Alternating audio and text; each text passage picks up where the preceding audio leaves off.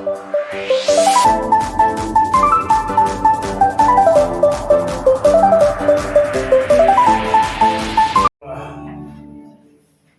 Surgawi, kami buka hati kami untuk kami belajar di bawah kaki-Mu, mendengarkan suara-Mu, berbicara kepada kami pribadi lepas pribadi.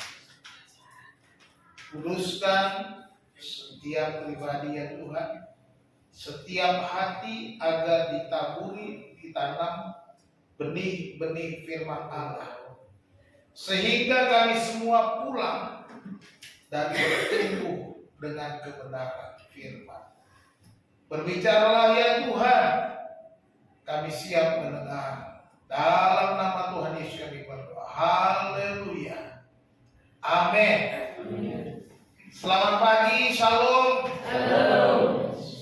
Puji nama Tuhan.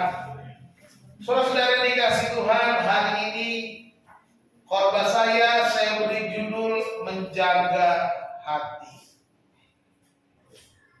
Menjaga hati menjadi satu hal yang penting bagi kita. Hari ini kita melihat apa sih hati itu. Ya. Kita belajar bersama-sama. Menurut KBBI ada beberapa catatan tentang hati. Yang pertama, hati itu adalah organ badan. Ada anggota tubuh, ya kan, berwarna kemerah-merahan di bagian kanan atas rongga perut, gunanya untuk mengambil sari-sari makanan di dalam darah dan menghasilkan empedu. Itu organ di dalam tubuh kita. Beberapa waktu yang lalu saya di rumah sakit di USG, lever atau hati saya disebut lever. Ada diselimuti lemak, ya, lemak, ada kandungan lemak. Jadi ini organ. Yang kedua, hati itu menurut KBBI tahu ya, Kamus Besar Bahasa Indonesia. Daging dari hati sebagai bahan makanan, terutama hati dari binatang sembelihan. Ini daging. Hati kita bisa beli di pasar, hati ayam, hati sapi, hati kebo, dan segala macam hati. Tapi harus hati-hati. Ya, itu hati daging. Hati juga berbicara tentang, orang juga bilang itu berbicara tentang jantung, juga sering disebut hati. Makanya sering jantung, bentuknya jantung kita sebut hati. Ya, hatiku berdebar-debar. Yang berdebar sebenarnya jantung kita, ya, bukan hatinya. Hatimu tak pernah berdebar. Yang berdebar jantungnya. Kalau kaget atau ketakutan, itu yang bergetar jantung kita. Ya, jantung kita yang memompa darah di tubuh kita. Itu hati. Dan yang keempat, saya kasih warna merah. Karena ini yang kita pelajari hari ini. Hati adalah sesuatu yang ada di dalam tubuh manusia yang dianggap sebagai tempat segala perasaan batin dan tempat menyimpan pengertian, perasaan dan sebagainya. Contoh, segala sesuatunya disimpan di dalam hati, membaca di dalam hati, membaca dalam batin, berbicara dari hati ke hati dengan jujur dan terbuka. Dan itu penggunaan hati. Ketika saya katakan saya mau berbicara dari hati ke hati, bukan hati gitu.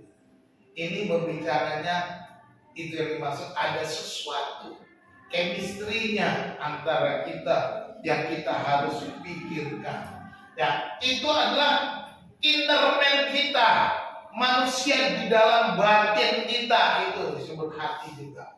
Inilah yang akan kita jaga, menjaga inner man kita, manusia dalam tubuh kita. Jadi hati itu adalah apa yang terasa di dalam batin, itu hati. Contoh kali seperti kita bilang, sedih hatiku memikirkan nasib kawanku, dari dulu segitu aja, kasihan, aku sedih. Hati itu berbicara juga tabiat atau sifat manusia, ya. orang itu baik hati. Baik hati menunjukkan tabiatnya.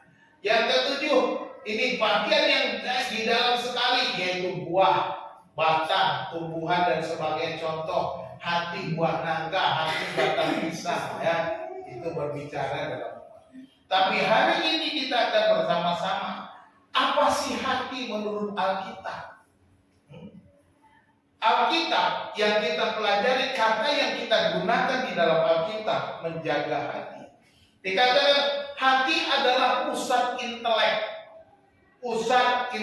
kita, pikiran kita, kesadaran kita. Orang sadar insaf akan sesuatu di dalam hati mereka. Itu Ulangan 8 ya. Berdoa di dalam hati, merenungkan dalam hati, menyimpan firman Allah di dalam hati, merencanakan sesuatu dalam hati, menyimpan kata-kata. Ini berbicara tentang intelektual kita, pikiran kita, akal kita. Jadi hati melingkupi akal kita. Itu yang pertama. Ada ayat-ayat Alkitab itu. Jadi semua yang kita ditayangkan itu adalah semua kegiatan hati berpikiran dengan akal pikiran kita. Itu. Yang kedua, hati juga berbicara sebagai pusat perasaan, ya, pusat perasaan. Alkitab berkata tentang hati yang gembira. Keluaran 4:14, hati yang mengasihi, hati yang takut, hati yang berani, hati yang khawatir, hati yang bertobat, hati yang marah, hati yang hidup kembali. Semua ini berbicara tentang emosi, perasaan. Jadi hati berbicara akal dan juga berbicara perasaan menurut Alkitab. Dan yang ketiga, hati itu juga berbicara dengan kehendak. Ya, kehendak atau kemauan kita. Seperti katakan kita membaca dalam Alkitab mengenai hati yang keras yang menolak untuk melakukan perintah Allah. Hatinya keras, artinya hatinya menolak, hatinya bertindak melakukan. Ada keinginan hati, ya kan, untuk menolak. Hati yang tunduk, ada hati yang tunduk, teman. Hati yang berniat melakukan sesuatu, hati yang dengan setia mencari Tuhan, hati yang mengambil keputusan. Semua ini berbicara tentang kemauan atau kehendak. Jadi Alkitab berbicara hati completely adalah akal, perasaan, dan kemauan kita. Inilah hati itu yang kita harus jaga, ya. Alkitab mengajak kita untuk menjaga hati. Mazmur berapa? 4 ayat 23. Kita baca bersama-sama. Amsal 4 ayat 23. 1, 2, 3. Jagalah hatimu dengan segala kewaspadaan, karena dari situlah terpancar kehidupan. Jagalah hatimu dengan segala kewaspadaan, karena dari situlah terpancar kehidupan. Hatimu yang melingkupi akalmu, perasaanmu, dan kehendakmu itu yang engkau harus jaga, karena di situ terpancar kehidupanmu. Jadi ayat ini berbicara pertama apa? Bahwa kita diperintahkan untuk menjaga hati. Menjaga hati adalah perintah siapa? Allah. Dikatakan jagalah hatimu. Itu dalam tensis atau gramatika.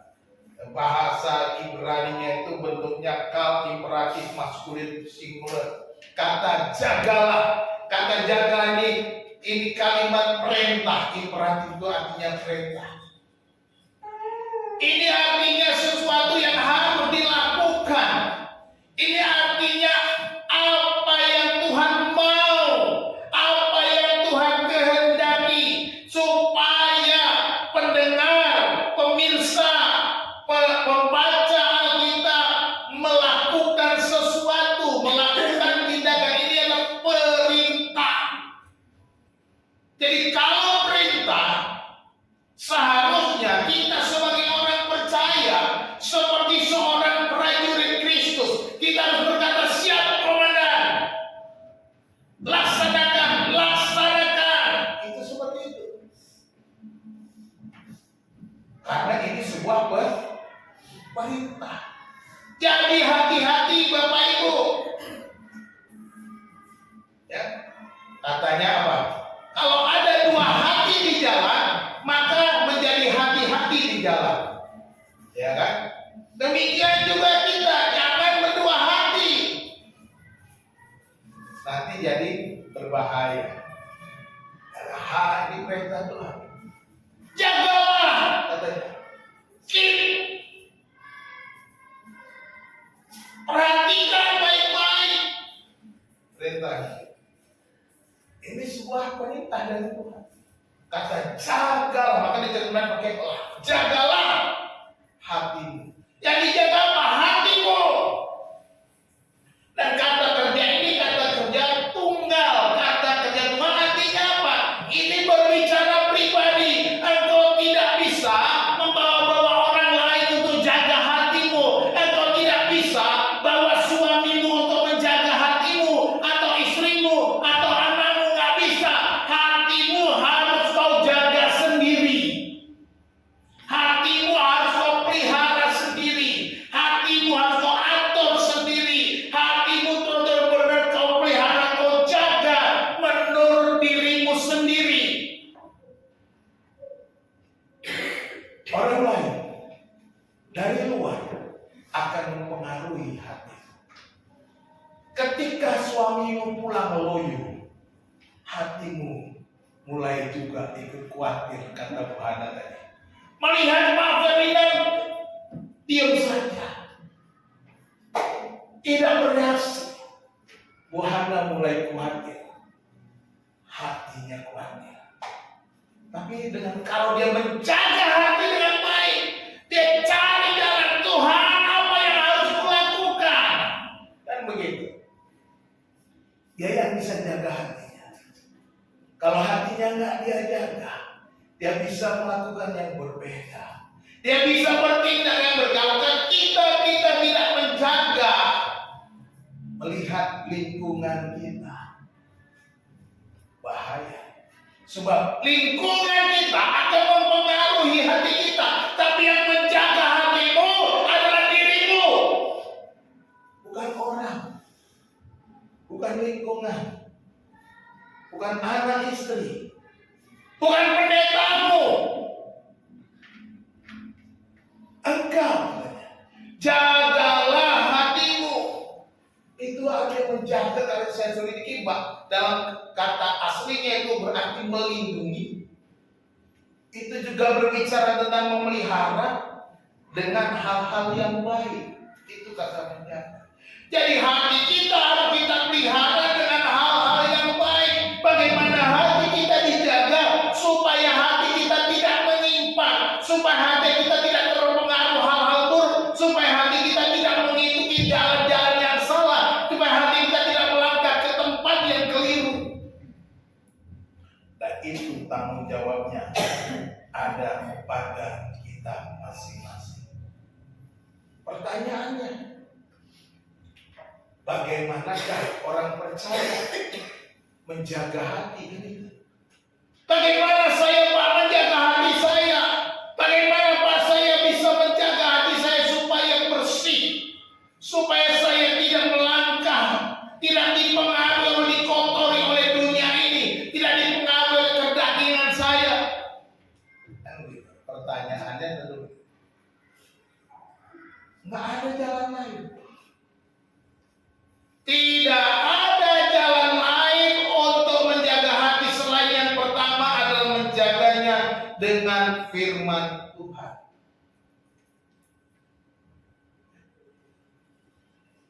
Membaca firman Tuhan.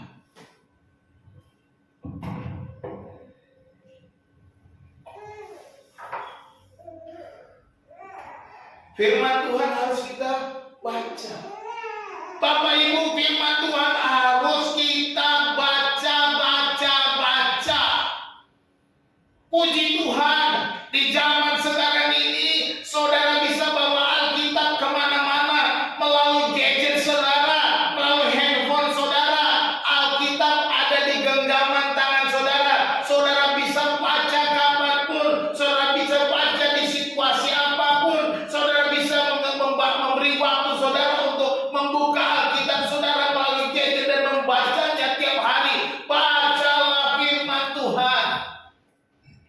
Supaya apa? Supaya firman Tuhan itu memenuhi kita. Yosua sebelum memasuki tanah perjanjian, Tuhan berkata kepada Yosua, jangan lupa memperkatakan kitab Taurat ini, tetapi renungkanlah itu siang dan malam, supaya engkau bertindak hati-hati sesuai dengan yang tertulis di dalamnya. Sebab dengan demikian perjalananmu akan berhasil dan engkau akan beruntung. Ya. Kalau kau mau berhasil, kalau kau mau sukses, kalau kau mau beruntung, kalau kau mau melewati masalah-masalahmu, kata Tuhan, ingat baik-baik, engkau memimpin bangsa ini, engkau akan melangkah bersama bangsa ini, tetapi jangan lupa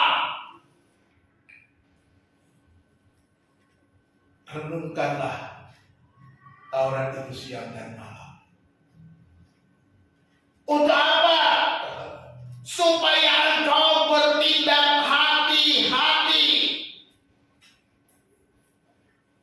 Ini makanya kita perlu baca Alkitab kita.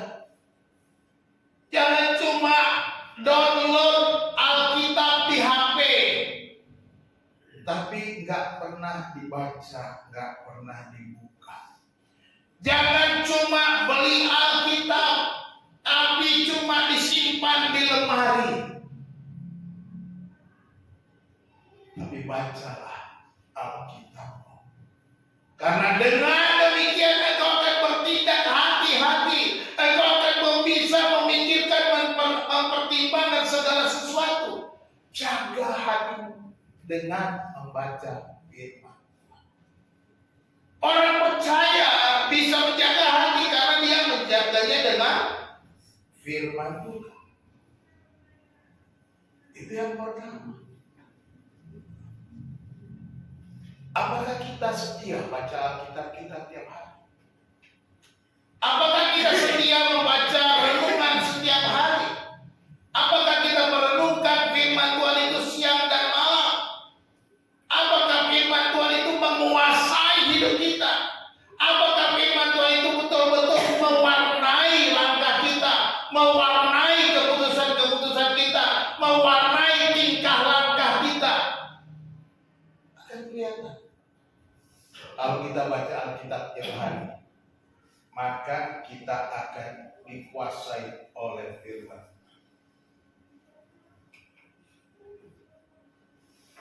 Apalagi yang harus kita buat selain membaca Alkitab?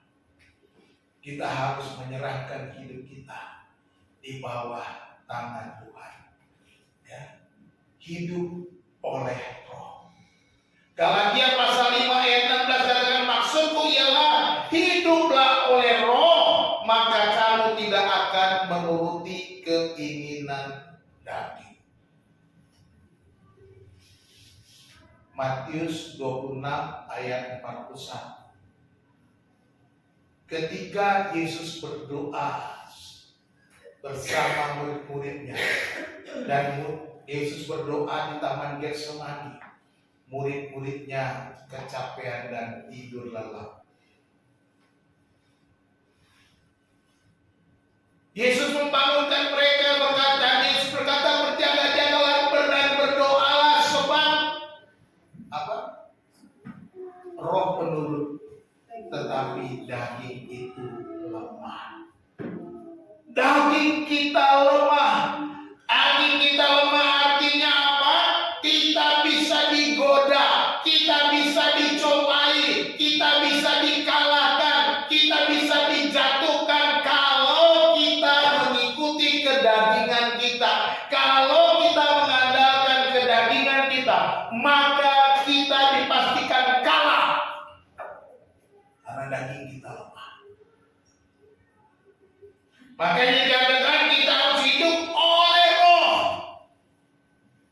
Supaya apa? Supaya kita tidak mengikuti keinginan daging.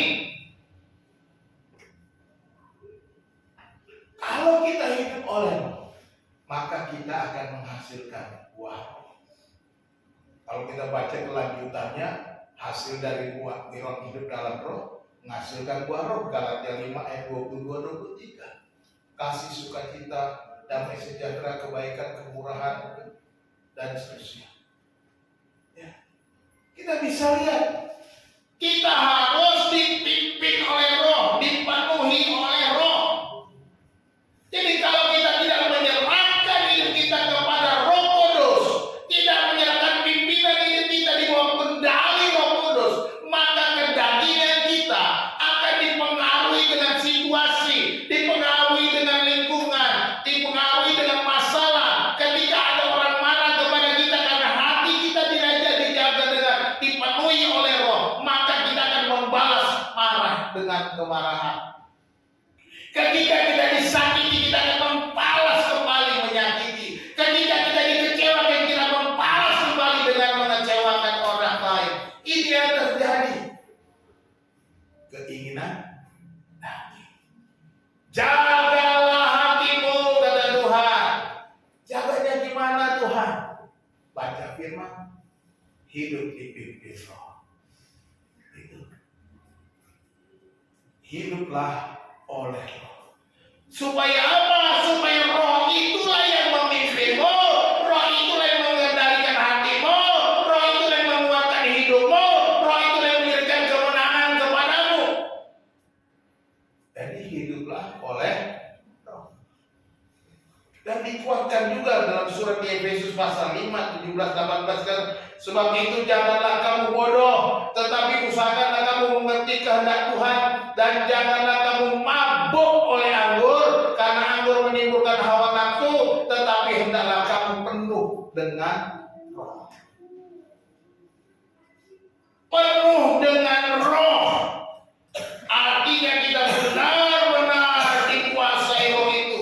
Seperti orang yang mabuk oleh anggur, dia dikuasai oleh anggur, dia tidak mengenal dirinya, dia tidak bisa buat apa-apa. Demikian juga ketika Roh itu memenuhi kita, kita mabuk oleh Roh, artinya kita benar-benar dikendalikan Roh, bukan lagi kita. Roh itu yang memimpin kita.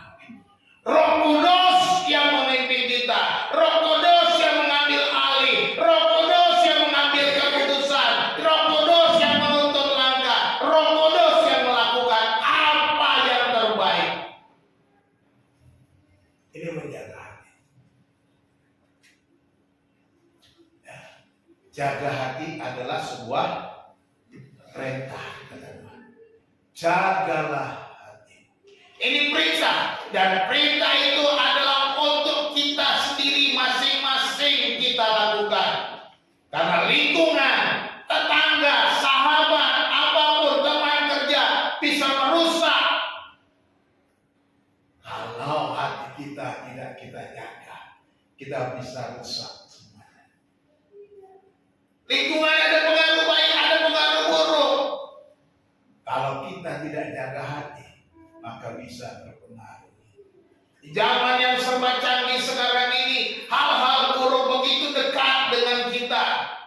Kita bisa, kalau kita tidak jaga hati, kita bisa dipengaruhi hal-hal buruk melalui gadget kita. Ya, siapapun bisa. Tapi kalau engkau mendengar firman Tuhan hari ini, engkau harus bertanggung jawab menjaga hatimu. Jangan salahkan tetanggamu, jangan salahkan istri atau suamimu, jangan salahkan pendetamu kalau kau gagal, karena kau tak jaga hati, kau tak melakukan tugasmu sebagai seorang percaya. Ini adalah perintah Tuhan. Jagalah hatimu. Yang kedua dikatakan bahwa menjaga hati harus dengan segala kewaspadaan. Jelas sekali di berita dikatakan, jagalah hatimu dengan segala kewaspadaan. Kata Bang Nabi apa? Waspadalah, waspadalah. Ya. Jadi harus hati-hati dengan kewaspadaan. Makanya kan jagalah hatimu dengan hati-hati. Ya. Hatinya masih double. Jagalah hatimu dengan segala kewaspadaan. Perhatikan digunakan kata segala. Artinya ini dengan segenap. Ya. Jelas sekali. Dengan seluruh, dengan usaha yang kuat. Jadi bukan sekedar melakukan sesuatu. Jangan menjaga hatimu ala kadarnya, kira-kira gitu. Jangan jaga hatimu, ya kalau sempat deh Pak. Maklum Pak, saya banyak kerjaan, saya sibuk, saya nggak ada waktu. Nanti kalau saya sempat, saya jaga hati saya baca firman Tuhan. Kalau sempat, tidak. Perintahnya adalah dengan segala kewaspadaan. Artinya kita harus dengan segala usaha yang kuat, bukan asal-asalan, dengan segalanya, all you can, bukan all you can eat, ya kan? Semua kemampuan, semua usahamu, semua kekuatanmu, lakukan itu menjaga hatimu.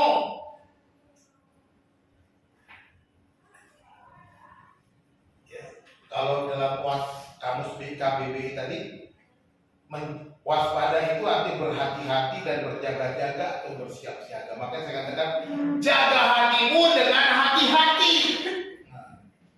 Kenapa? Sudah saya katakan, dunia ini akan merusak kita. Dunia ini mencobai kita tiap-tiap detik. Bukan lagi menit, bukan lagi jam.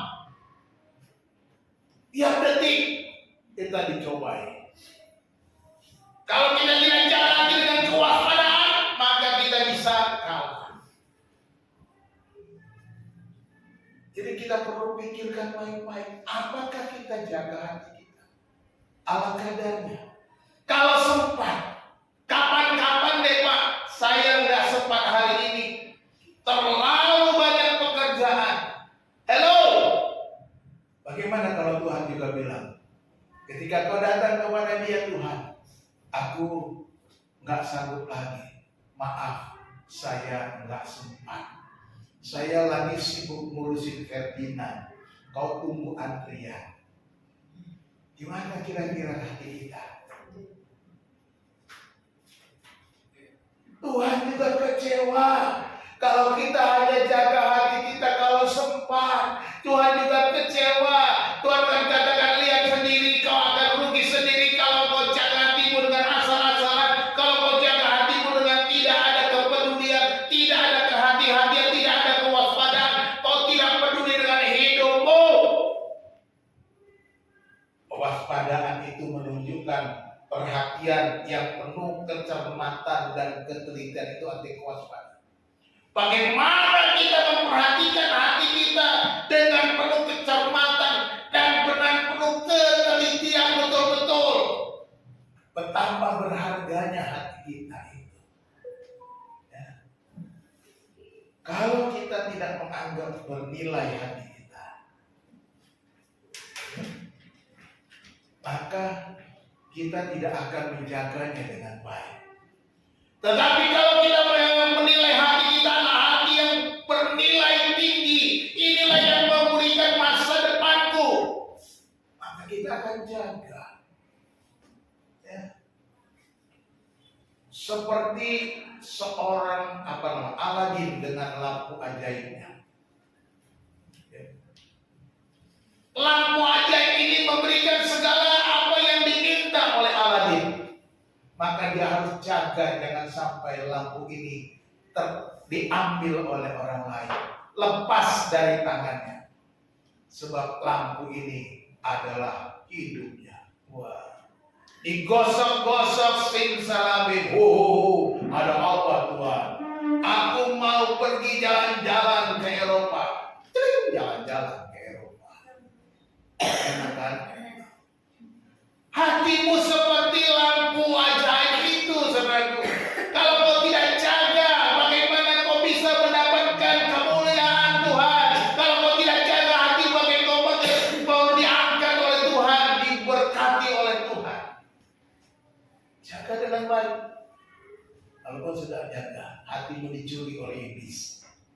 Kalau kau tidak jaga, hatimu akan dikalahkan oleh kuasa kegelapan. Jadi apa sih kata kewaspadaan yang digunakan di dalam kitab Ibrani itu artinya apa?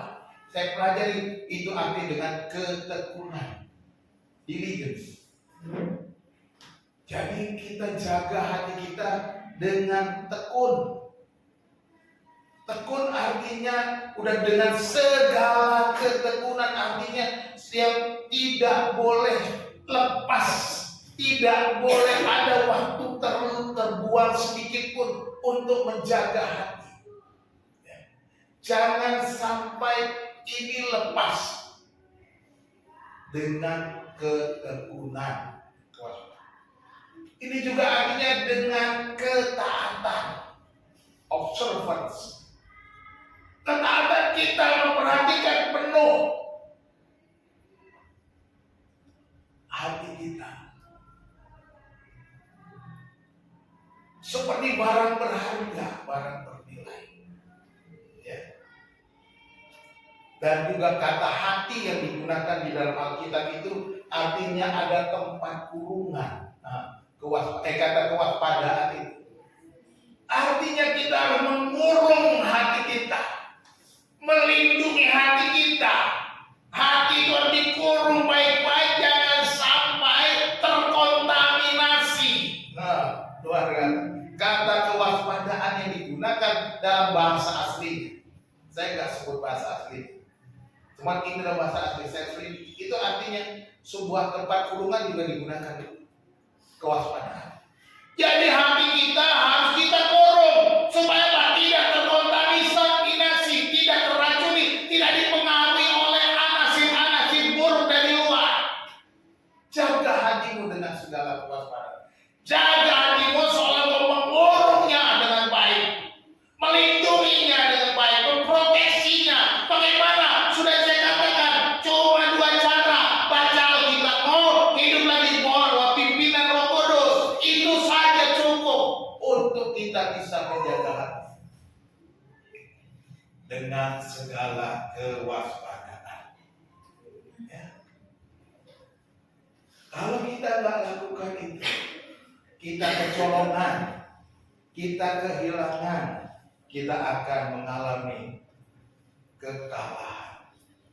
Jagalah hatimu dengan segala kewaspadaan. Ya, dengan segala kewaspadaan.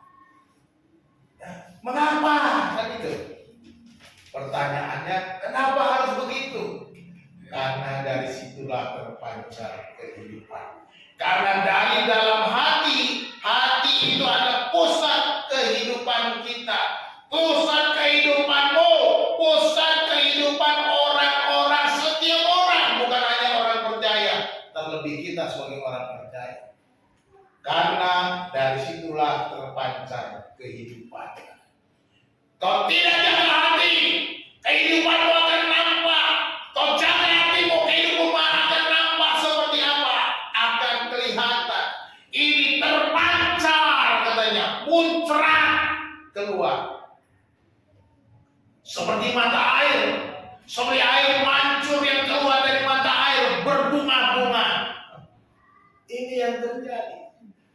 Hati adalah pusat kehidupan manusia. Makanya dikatakan Alkitab bahwa hati itu berkaitan dengan akal kita, perasaan kita, dan juga tindakan kehendak kita, kemauan-kemauan kita. Terpancar kehidupan. Karena dari situ, dari hati terpancar. Ini mengeluarkan, berarti berbicara tentang sumber. Seperti mata air mengeluarkan air yang terpancar, demikian juga hati mengeluarkan apa yang ada dalam kehidupan kita, apa yang ada dalam hati kita. Dan kata kehidupan digunakan kata juruk jamak, artinya berbagai macam kehidupan keluar dari sana. Ya, kehidupan kita beragam. Ada suka, ada duka, ada marah, ada keluar dari situ. Terpancar semuanya. Banyak hal keluar dari dalam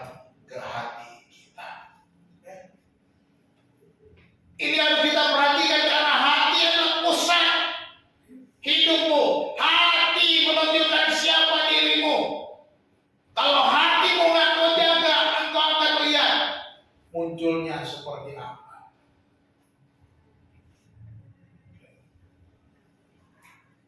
Ada bukti-bukti Alkitab yang menyatakan bahwa hati adalah pusat kehidupan. Yang pertama Matius 12 ayat 34 bilang begini. Hai kamu keturunan ular beludak, bagaimanakah kamu dapat mengucapkan hal-hal yang baik, sedangkan kamu sendiri jahat, karena yang diucapkan mulut meluap dari hati. Ditegur orang-orang jahat, ya, dikatakan apa yang keluar yang diucapkan mulut meluap dari hati. Jadi kau ucapkan sumpah serapah meluap dari hati, engkau pura-pura baik meluap, tidak akan, walaupun itu kau katakan kata-kata baik, tapi tidak akan menunjukkan bahwa engkau baik. Kenapa? Meluap dari hati. Ketulusanmu berbicara, ketulusanmu dalam mengungkapkan kata-kata manis akan terlihat. Apa yang diucapkan oleh mulutmu meluap dari hati. Matius 15 ayat 18 berkata, tetapi apa yang keluar dari mulut berasal dari hati, dan itulah yang menajiskan orang. Ini berbicara tentang yang najis itu apa. Tapi di Yesus katakan apa yang keluar dari mulut berasal dari hati. Ya. Termasuk cara kita berpakaian. Cara kita berpakaian pun akan menunjukkan apa yang ada di dalam hati kita. Kan betul nggak? Saya mau pakai baju hijau hari ini. Hati kita deh. Coba lihat di kaca, ini. Sudah rapi belum ya? Belakang bagaimana ya? Nah, kita mau ini keluar dari hati. Tapi kalau kita pakai ke gereja, pakai utensil, pakai septic tank, apa namanya? Tank top. Iya, pakai tank top ke gereja, keteknya kelihatan. Ku menyembahmu. Ayat sebelahnya mulai begini. Kenapa? Keteknya mulai kelihatan. Ya kan? Yang penting adalah apa? Hati kita. Iya, yang penting hatimu. Tapi kakayaanmu menunjukkan hatimu. Untuk apa? Kan hatimu kalau penting hati, bukan pakaian. Bukan. Kau pakai pakaianmu karena hatimu. Karena kau mau caper, cari perhatian di hati. Iya kan? Bukan cari perhatian itu bukan dengan cara pakaian yang minimalis, yang kurang bahan. Jangan. Pakailah pakaian yang baik, yang sopan. Ya. Yang sopan. Supaya apa? Supaya hatimu benar-benar sopan di hadapan Tuhan. Kita menyanyi memuji Tuhan dengan segala yang kita kelihatan dari hati. Sukacita akan meluap dari hati. Semuanya kelihatan dari hati. Hatimu senang, maka akan nampak kesenangan itu. Ya. Yesus juga mengingatkan di dalam Matius 6 ayat 21. Karena di mana hatimu berada, di situ juga di mana hartamu berada, di situ juga hatimu berada. Di mana hartamu ada, di situ hatimu ada. Kalau punya emas segenggam begini, sebongkah begini, disimpan di lemari, tenang gak hatimu? Mikir-mikir, ya kan gitu. Hilang gak tuh sebongkah emas tuh di dalam lemari itu? Rasanya pengen pulang cepat ke rumah. Dan lihat pertama-tama masih ada. Ya tidak. Atau mungkin ketika kita mau ke gereja, ini saya mau umpetin di mana ya? Kalau ada orang datang kira-kira nggak bisa diambil ya. Mungkin kita gali lubang di bawah lantai kolong tempat tidur, lalu kita umpetin di situ. Di mana hartamu berada, di situ hatimu berada. Waktu saya mulai pelayanan dulu saya naik sepeda. naik sepeda di Jakarta, mulai pelayanan.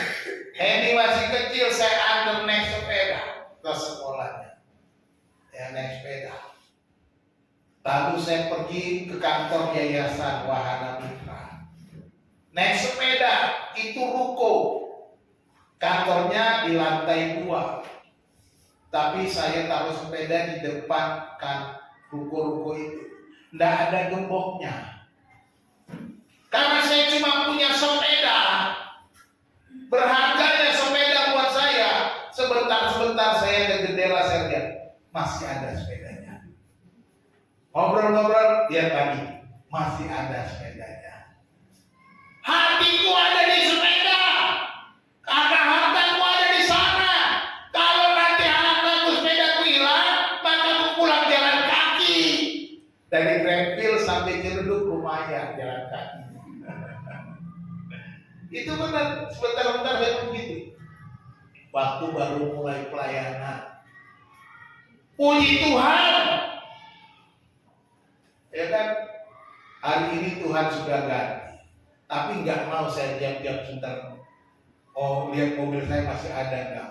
Saya percaya aja mobil masih ada, karena sudah saya kunci, ada satpam di depan. Itu aja. Tapi hati saya masih di sana nggak? Masih. Tapi saya percayakan kepada satpam. Kan begitu. Bisa hilang nggak? Bisa. Kemungkinan hilang nggak? Mungkin. Hartaku ada di sana. Dan di mana hartamu berada, di situ hatimu berada. Oleh sebab itu, kalau itu berharga, hatimu begitu berharga seperti harta yang begitu bernilai. Jaga dengan segala kewaspadaan. Sebab ini dari situ terpancar kehidupan. Apa yang kau perlakukan terhadap hatimu menunjukkan betapa berharganya hati itu. Jadi Bapak Ibu Saudara dikasih Tuhan, hatimu adalah pusat sumber hidupmu, masa depanmu. Kalau kau tidak jaga, akan rusak, akan seperti apa masa depan. Oleh sebab itu mulai dari sekarang, anak-anak kita diajarkan apa? Diajarkan cinta firman Tuhan. Anak-anak kita dari kecil dididik, diajar, dibimbing supaya mengasihi Tuhan, mengasihi firman-Nya, belajar dari firman Tuhan, supaya masuk bertumbuh dan jaga oleh firman Tuhan. Sehingga ketika mereka besar tidak menyimpang, tidak melawan, tidak melakukan hal-hal yang tidak kita kehendaki. Kalau enggak, mereka akan mau nanti kapan aja, maka itu banyak kesalahan kita kalau mereka sudah mulai menjauh dari Tuhan. Jadi jagalah hatimu dengan segala kewaspadaan. Anak-anakmu juga harus menjaga hatinya dengan kita mulai tanamkan firman Tuhan. Tanamkan firman Tuhan sejak dini, sejak kecil, supaya anak-anak itu takut akan Tuhan. Menjaga hati. Menjaga hati bagaimana? Jagalah hati dengan firman Tuhan. Ya. Jagalah hati dengan firman Tuhan. Tidak ada yang lain, firman Tuhan saja yang bisa memagari kita. Renungkanlah itu siang dan malam supaya engkau bertindak hati-hati dan perjalananmu akan berhasil dan beruntung. Ini janjinya jelas ada di sini. Menjaga hati harus diusahakan dengan segenap kekuatan. Harus dengan segenap kekuatan. Bukan asal-asalan, bukan kalau sempat, kalau kapan-kapan, kalau ada waktu, tidak. Tapi berikan waktumu yang terbaik. Berikan hatimu, perhatianmu, supaya kau jaga, kau kurung hatimu. Tiap detik. Supaya benar-benar berkemenangan dengan kewaspadaan. Dan kita harus berhati-hati mengungkapkan isi hati kita, sebab hatimu adalah sumber hidup. Dari hatimu terpancar kehidupan. Dari mana datangnya lintah? Dari sawah turun ke kali. Cakep. Dari mana datangnya cinta? Dari mata turun ke hati. Itu kata waktu saya masih remaja dulu. Melihat seorang gadis selalu tertarik dari mata turun ke hati, lalu menyatakan cinta, kan gitu. Dari hatimu keluarlah kata-kata I love you, kan begitu.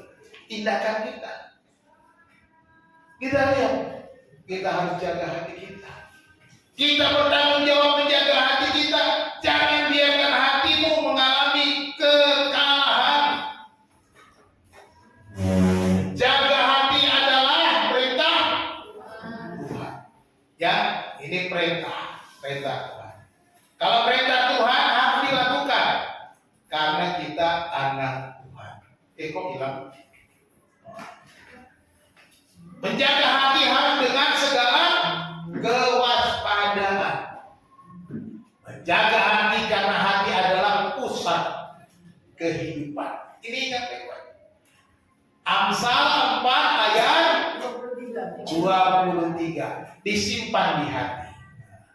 Disimpan di hati. Amsal 4:20 mulai hari ini ayat ini jadi ayat emas.